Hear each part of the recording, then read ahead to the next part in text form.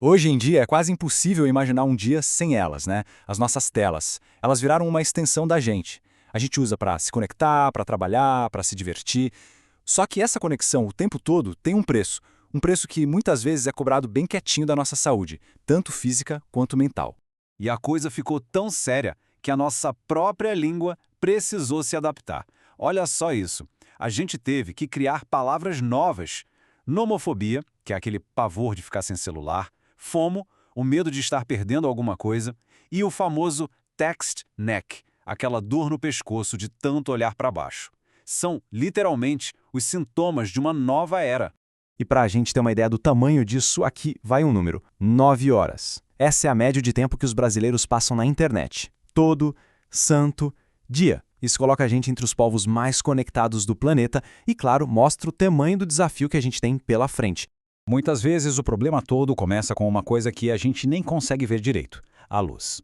Vamos entender agora como é que a luz azul das telas consegue bagunçar a biologia mais básica do nosso corpo. No centro de tudo isso está o nosso ritmo circadiano. Pensa nele como se fosse o maestro do nosso corpo, sabe? Um relógio biológico que dura 24 horas e que diz quando é hora de acordar, de comer e, o mais importante, de dormir. E o principal sinal que esse maestro usa para se guiar é a luz. Então, o que acontece quando a gente fica olhando para a tela à noite? O processo é bem direto, na verdade.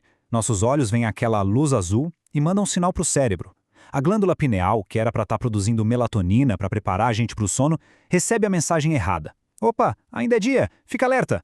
E aí, a produção do hormônio do sono despenca. O resultado?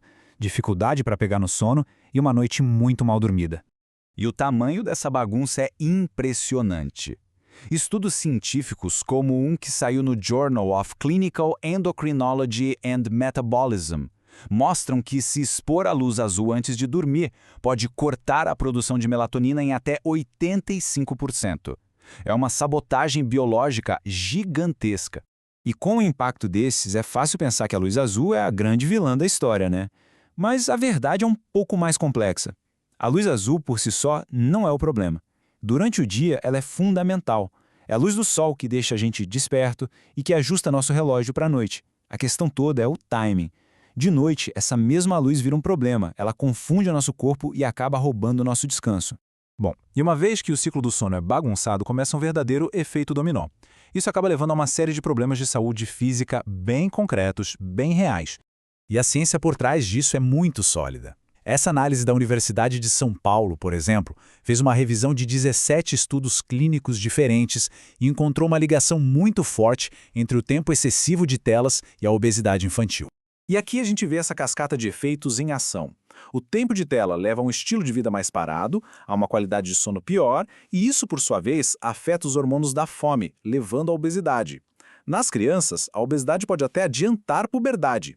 E claro, tem os problemas de postura diretos, como o tal text neck, que sobrecarrega a coluna com peso que pode ser sentido como se fosse muito, muito maior. E os nossos olhos como ficam? Existe um mito de que a luz azul estraga a visão. Mas como explica a oftalmologista a doutora Cláudia Del Claro, o problema é outro.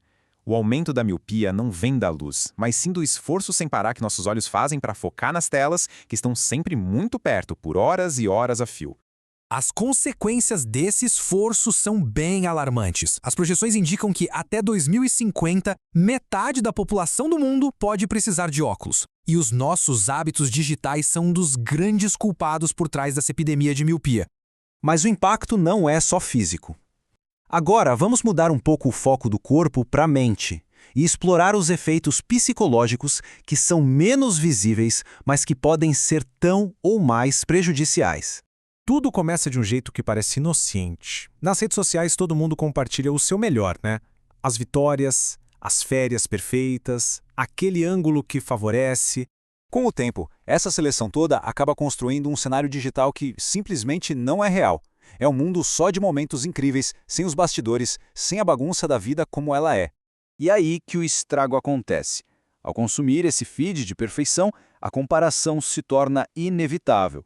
E isso gera um ciclo de ansiedade, de se sentir inadequado, uma busca sem fim por validação que mexe diretamente com a química do nosso cérebro. O mecanismo psicológico por trás disso é a teoria da comparação social. É natural a gente se avaliar em relação aos outros.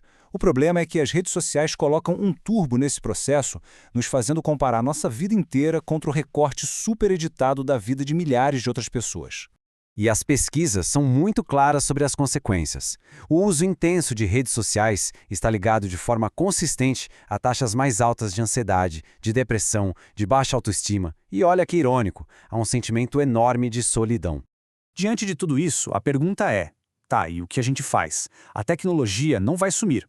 A resposta, então, está em mudar a nossa abordagem, em ter mais intenção no que a gente faz. Vamos ver como seria isso? A autora Caitlin Ridger traz um conceito que eu acho muito poderoso: nutrição digital. A ideia é tratar o nosso consumo de mídia com o mesmo cuidado que a gente tem com a nossa alimentação. É fazer escolhas conscientes sobre o que a gente consome, quando e por quê.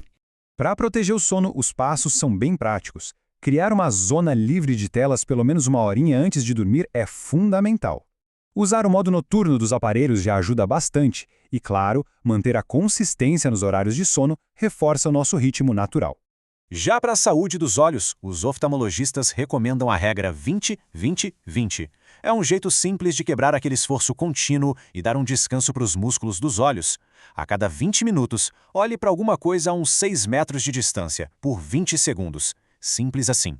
Em resumo, o caminho para um equilíbrio mais saudável passa por ações deliberadas.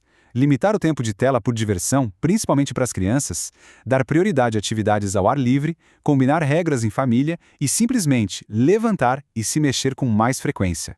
No fim das contas, a tecnologia é uma ferramenta poderosa e que não vai a lugar nenhum. O desafio para cada um de nós é aprender a usar essa ferramenta de um jeito que sirva ao nosso bem-estar, e não o contrário.